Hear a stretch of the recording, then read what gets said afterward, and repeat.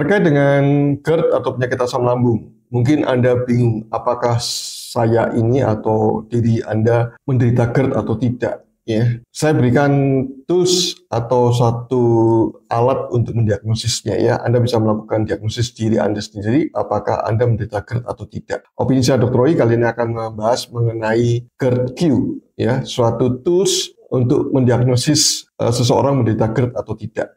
Ya.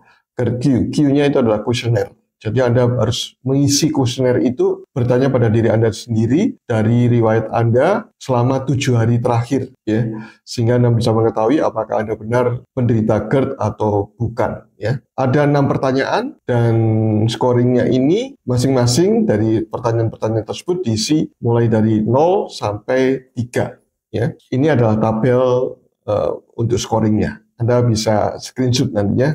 Saya perlebar, Anda bisa screenshot mengenai tabel ini ya. Jadi tabel ini berisi sekali lagi ada 6 pertanyaan dengan poinnya mulai dari 0 sampai dengan 3. Bila poin dari isian Anda itu kurang sama dengan 7, kemungkinan Anda tidak menderita GERD. Tetapi bila poin yang Anda dapatkan itu 8 sampai 18, kemungkinan Anda menderita GERD. Ya. Pertanyaan yang pertama adalah seberapa sering Anda mengalami perasaan terbakar di bagian belakang tulang dada Anda, yang disebut sebagai heartburn. Ya. Kemudian pertanyaan yang kedua adalah seberapa sering Anda mengalami naiknya isi lambung ke arah tenggorokan atau mulut Anda, yang disebut sebagai regurgitasi. Ya. Perasaan naik ke atas, bahkan rasa kadang-kadang ada muntahan makanan kembali ke mulut Anda. Jadi, ya.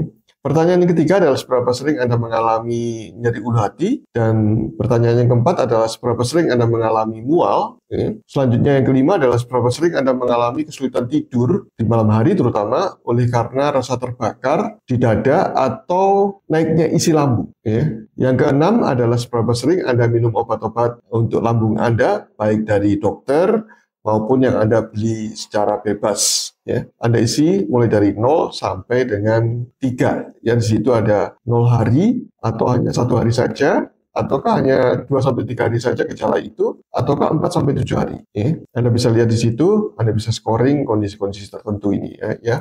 Anda bisa ikuti tabel ini. Ya. Dan tabel ini pun juga bisa sebagai monitoring dari hasil treatment atau upaya perbaikan dari diri Anda, baik melalui perubahan pola hidup dan pola makan, ataupun dengan obat-obatan, apakah efektif atau tidak. Ya. Kira-kira 2 minggu Anda evaluasi lagi menggunakan tabel ini juga, apakah scoringnya berkurang atau tidak. Bila scoringnya tidak berkurang, sebaiknya dipastikan melalui beberapa pemeriksaan yang lebih lagi, tidak hanya melalui pemeriksaan fisik saja, tetapi juga melalui pemeriksaan yang disebut sebagai endoskopi. Apakah Anda mengalami gangguan-gangguan lambung Anda yang disebut sebagai gastritis, ataupun juga sudah terjadi iritasi yang parah di dalam lambung Anda yang disebut sebagai ulkus di lambung, ya, ataupun erosi di lambung Anda. Ya. Nah, semoga tabel ini bisa bermanfaat bagi Anda dan Anda bisa mengetahui apakah diri Anda sebagai penderita GERD atau tidak, ya,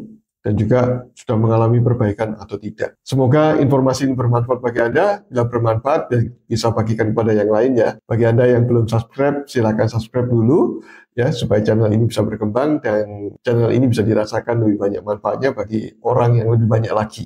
Ya. Terima kasih untuk atensinya, terima kasih untuk perhatiannya. Bila ada pertanyaan, silakan komen di bawah ini dan saya upayakan untuk menjawabnya. Salam sehat dari saya, Dr. Roy. Stay healthy.